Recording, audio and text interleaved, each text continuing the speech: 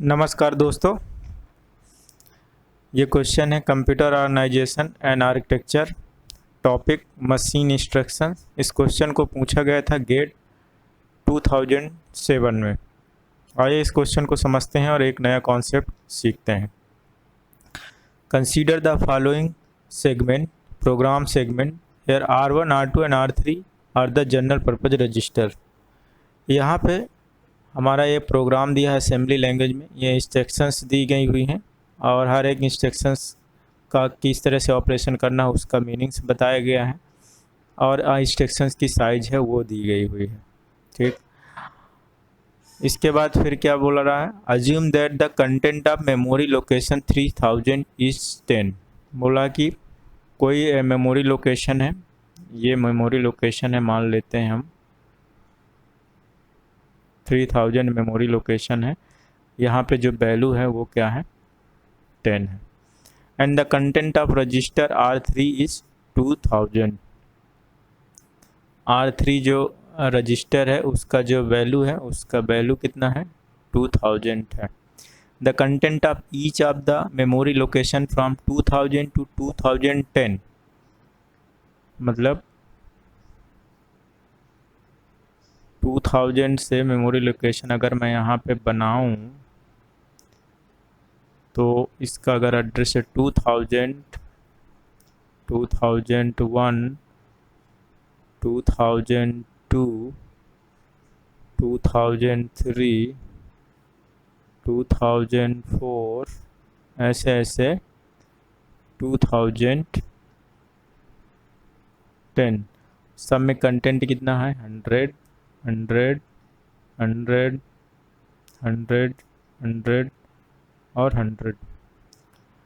The content हम ठीक है। The program is loaded from the memory location 1000। अगर इस प्रोग्राम को जहाँ पे हम लोड करेंगे तो उसका जो स्टार्टिंग एड्रेस होगा वो कहाँ पे होगा, स्टार्टिंग एड्रेस, स्टार्ट एड्रेस होगा जो मेमोरी पे जहाँ पे प्रोग्राम सेव होगा वो होगा 1000। तो 1000 से ये स्टोर होगा। All the number in decimal. फिर क्वेश्चन क्या पूछ रहा है, देखो क्वेश्चन ये, assume that the memory is word addressable. Memory word addressable है, मतलब एक वर्ड को एक यूनिक एड्रेस से बताया गया होगा।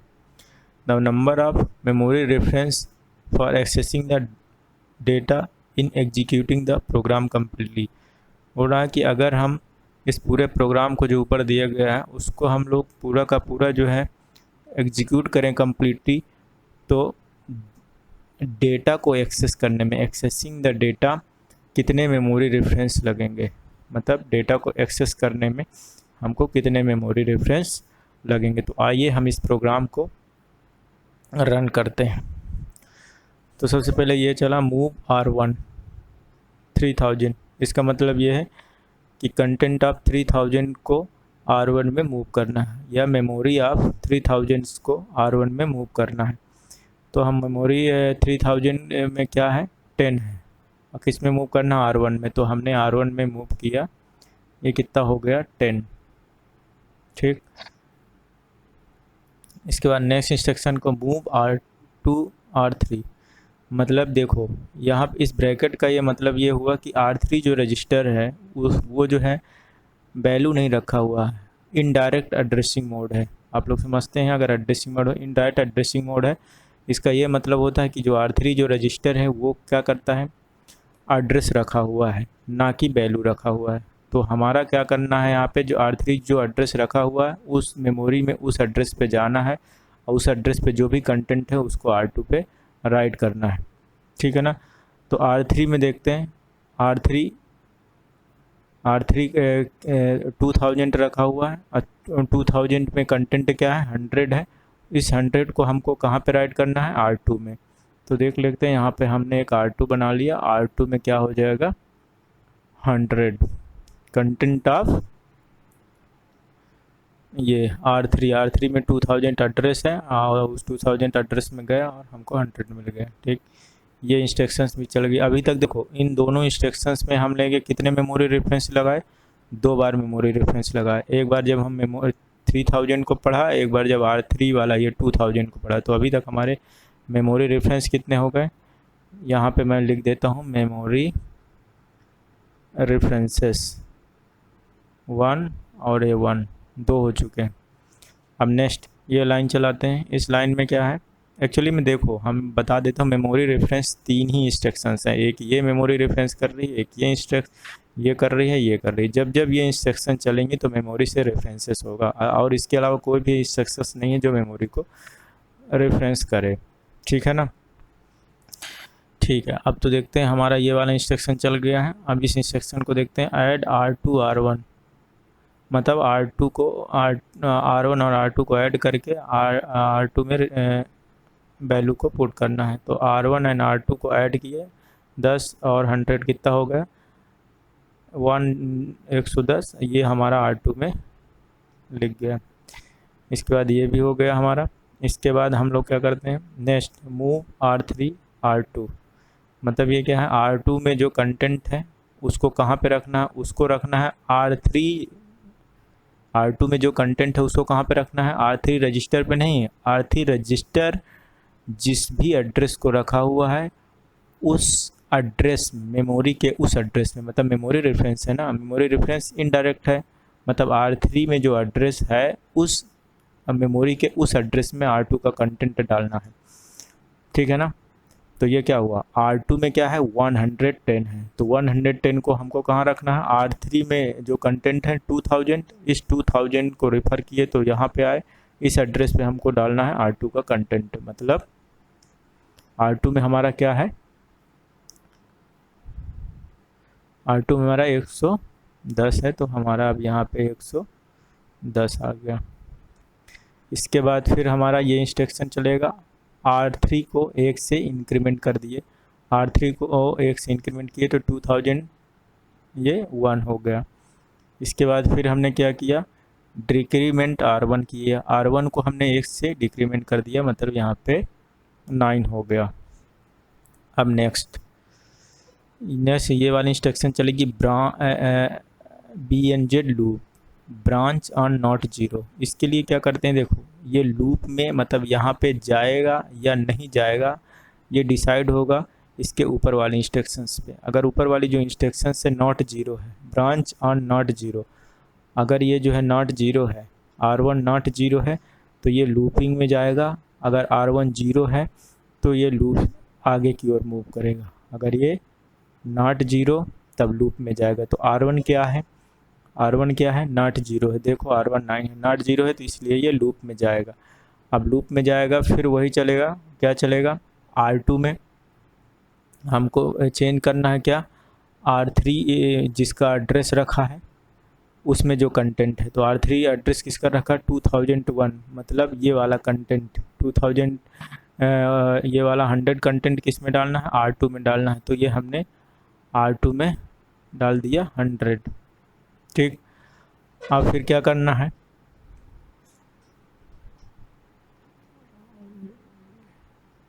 नेक्स्ट R2 और R1 को ऐड करके R2 में हम लोगों को सेव कर देना है।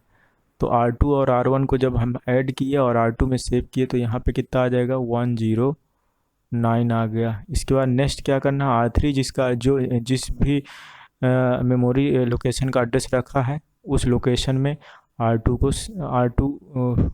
को स्टोर कर दो। तो R3 2001 का एड्रेस रखा है तो 2001 में R2 की वैल्यू क्या है 109 सेव किया, तो यहाँ पे 109 सेव किया।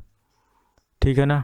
अब देखो ये वाला इंस्ट्रक्शंस क्या था, मेमोरी का था, ये वाला सेकेंड लूप में। फर्स्ट लूप में एक लूप में कितनी बार चलता है, 2 मेमोरी इंस्ट्रक्शन। अब ये देखो दूसरा लूप है तो दो और मेमोरी रेफरेंस हो गए। अब इसके बाद ये चलेगा R3 को हम 1 से इंक्रीमेंट करेंगे, तो R3 को जब इंक्रीमेंट करेंगे तो ये हो जाएगा 2002, और R1 को 1 से इंक्रीमेंट करेंगे, R1 को 1 से डिक्रीमेंट करेंगे सॉरी, तो 8 हो जाएगा। फिर देखेंगे R1 नॉट जीरो, तब फिर लूप में जाएगा तो R3 जिसका एड्रेस रखा है 2002 उसमें जो कंटेंट है 100, उसको हम R2 में डाल देंगे, तो R2 में डाल दिया 100। इसके बाद फिर R1 एंड R2 को जोड़ के R2 में सेव करेंगे, तो R1 एंड R2 को जोड़े तो R1 में सेव किए 108 आ गया। इसके बाद फिर हमने क्या किया, R2 के कंटेंट को R3 जिस भी मेमोरी ब्लॉक का एड्रेस रखा वहाँ पे डालेंगे। तो 2002 का एड्रेस रखा है तो 2002 में 108 डाल दिए, 108 डाल दिए, ठीक। और इसके बाद फिर हमारा देखो तीसरा ये लूप चल रहा है, तो तीसरे लूप में फिर 2 रेफरेंसेस हो गए मेमोरी के, ठीक। फिर R3 को 1 से इंक्रीमेंट किए तो 2003 हो गया, और R1 को 1 से डिक्रीमेंट किए 7 हो गया, ठीक। इसके बाद फिर देखते हैं, तो सिमिलरली आप देख क्या रहे हो, अगर इसको अच्छे से देखा जाए तो क्या होगा, लूप कितनी बार चलेगा, जब तक कि ये 0 नहीं हो जाएगा। 10 के लिए चलेगा, 9 के लिए चलेगा, 7 नहीं, मतलब ये टोटल लूप कितनी बार चलेगा, 10 बार लूप चलेगा। तो 10 बार अगर लूप चलेगा तो ये जो इंस्ट्रक्शन है, तो लूप के अंदर ये 2 हैं, तो ये टोटल 20 मेमोरी इंस्ट्रक्शन यहाँ से हो जाएंगी, मेमोरी रेफरेंसेस, और एक ये मेमोरी रेफरेंस हो जाएगी। तो टोटल कितना हो जाएगा, 21 मेमोरी रेफरेंसेस हो जाएंगे। समझ में आ रहा मैं बोल रहा हूँ? देखो हर एक बार लूप अगर चलता है तो 2 मेमोरी रेफरेंस लगते हैं। तो हमारा कितनी बार ये लूप चलेगा, वो कितनी बार चलेगा इस R1 पे डिपेंड करेगा, क्योंकि ये जब तक 0 नहीं होगा तब तक लूप चलेगा। तो R1 की वैल्यू इनिशियली 10 थी, और हर 10 थी, ये कहाँ तक जाएगी, 0 तक जाएगी। मतलब जब ये 0 हो जाएगा तब नहीं चलेगा, मतलब 10 to 1 तक चलेगा, मतलब कि 10 बार चलेगा। तो 10 बार चलेगा लूप, मतलब 10 बार चलेगा, हर लूप में ये 10 बार चलेगा। तो टोटल कितना, 10 बार चलेगा लूप, और हर बार 2 बार चलेगा। तो ये देखो नंबर ऑफ लूप कितनी बार चलेगा, नंबर ऑफ लूप चलेगा ये आपका 10 टाइम्स, ठीक है ना, ये लूप का है। और जो लूप के अंदर है वो मेमोरी इंस्ट्रक्शंस कितनी है, 2 है, तो 2 × 10 हो गया, 20 मेमोरी रेफरेंस लूप के अंदर चलेगी, और एक जो मेमोरी रेफरेंस है ये लूप के बाहर है, तो +1। तो टोटल कितनी मेमोरी रेफरेंस हो जाएंगे, 21। तो ये हो गया आपका फाइनल आंसर, ठीक। अब क्वेश्चन नंबर दूसरा देखो क्या बोल रहा है, assume that the memory is word addressable after the execution of this program, the content of memory location 2010 इस क्या होगा, ठीक। मतलब ये बोल रहा है कि ये जब पूरा का पूरा प्रोग्राम जो रन हो जाएगा तो ये 2010 पे क्या होगा। तो देखो अगर ये सीरीज़ देखो तो 110, 109, यहाँ 100 कितना हो जाएगा, 107 हो जाएगा, यहाँ पे कितना हो जाएगा, 106 हो जाएगा। इसी तरह ये कितना माइनस हो जाएगा, 2010 में कितना पहुँच जाएगा, 100 में यहाँ पे आपका 100 पहुँच जाएगा। देखना ये 2000, जब 2005 होगा तो कितना हो जाएगा, 107 हो जाएगा। 2006 के लिए कितना हो जाएगा, 108 हो जाएगा, सॉरी 105 हो जाएगा, यहाँ 4 हो जाएगा। और 2007 के लिए कितना हो जाएगा, 103 हो जाएगा। 2008 के लिए 102 हो जाएगा, और 2009 के लिए 101 हो जाएगा, और 2010 के लिए 100 हो जाएगा, ठीक। तो ये बोल रहा है, यही बोल रहा है कि आप assume that the memory is word addressable, तो after execution of this program the content of memory location 2010। तो जब पूरा का पूरा प्रोग्राम जो हमारा रन हो जाएगा तो जो मेमोरी लोकेशन 2000 से, तो उस पर क्या कंटेंट है, 100 है। तो इसका सेकंड का आंसर क्या हो गया आपका, 100 हो गया। अब लास्ट क्वेश्चन क्या है हमारा, देखते हैं। Assume that the memory is byte addressable. अब देखो यहाँ पे बोल रहा है कि अगर हम ये मान लें कि मेमोरी हमारी बाइट एड्रेसेबल है, मतलब 1 बाइट का 1 address, 1 byte equal to 1 address, ठीक है ना। और ये बोल रहा है कि जो हमारा वर्ड का जो साइज़ है 32 बिट है, वर्ड का जो साइज़ है, वर्ड साइज़ कितना है, 32 बिट। 32 बिट का मतलब कितना हो गया, 4 बाइट। 4 बाइट का 4 बाइट मतलब क्या हुआ, एक वर्ड को कितना चाहिए होगा, 4 एड्रेस चाहिए होगा, एक वर्ड को 4 एड्रेस चाहिए होगा। तो ये बोल रहा है कि इफ़ एन इंटरप्ट आकर during the execution of the INCR3, तो what return address will be push in the stack. तो बोल रहा है कि अगर यहाँ पे इंटरप्ट जब इस इंस्ट्रक्शंस को एग्जीक्यूट कर रहा हो, इस इंस्ट्रक्शन को एग्जीक्यूट कर रहा होगा, तब हमको इंटरप्ट आया होगा। तो इंटरप्ट आया होगा तो क्या हुआ, पहले इसको इंटरप्ट साइकिल क्या होती है, जो इंस्ट्रक्शंस को सीपीयू एग्जीक्यूट कर रहा होता है पहले उसको कंप्लीट करता है और उसके बाद उसको इंटरप्ट को सर्विस देने जाता है। तो इंटरप्ट को जब सर्विस देने जाता है तो वो स्टैक में वो एड्रेस स्टोर करता है जो कि उसको नेक्स्ट में एग्जीक्यूट करना होता है। तो जब ये इंटरप्ट को सर्विस देने जाएगा यहाँ से, तो एड्रेस स्टैक में नेक्स्ट इंस्ट्रक्शन का ऐड करेगा, मतलब इसका एड्रेस जो है स्टैक में सेव करेगा।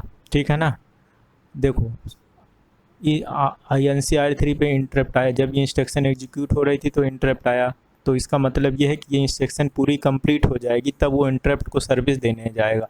और जब सर्विस दे के लौट के आएगा तो उसको कहाँ से एग्जीक्यूट करना है उसका एड्रेस वो स्टैक में रखता है। तो उसको कहाँ से एग्जीक्यूट करना होगा, यहाँ से एग्जीक्यूट करना होगा, तो इसका एड्रेस वो क्या करता है, स्टैक में रखेगा। तो मुझे यही निकालना है कि ये वाला इंस्ट्रक्शंस किस एड्रेस में सेव है, और ये जो हमारा एड्रेस है यही जो है हमारा स्टैक में सेव होगा। तो ठीक है। तो देखो मैंने अभी यहाँ पे क्या निकाला, हमने ये निकाला कि अगर एक वर्ड है तो 4 एड्रेस लगेंगे, एक वर्ड है तो 4 एड्रेस लगेंगे। तो 2 वर्ड है तो इस इंस्ट्रक्शंस को कितने एड्रेस लगेंगे, 4 दूनी 8 एड्रेस लगेंगे। एक वर्ड है तो 4 एड्रेस लगेंगे, क्योंकि एक वर्ड है 4 बाइट का है और 4 बाइट का बाइट एड्रेसेबल मेमोरी है। हर एक बाइट का बाइट एड्रेस का मतलब हर एक बाइट का एक एड्रेस। इसी तरह इसको भी 4 एड्रेस लगेंगे, इसी तरह इसको भी 4 एड्रेस लगेंगे और इसको भी 4 एड्रेस लगेंगे। यहीं तक निकाल लेते हैं कि यहाँ तक हमको कितने एड्रेस लगेंगे।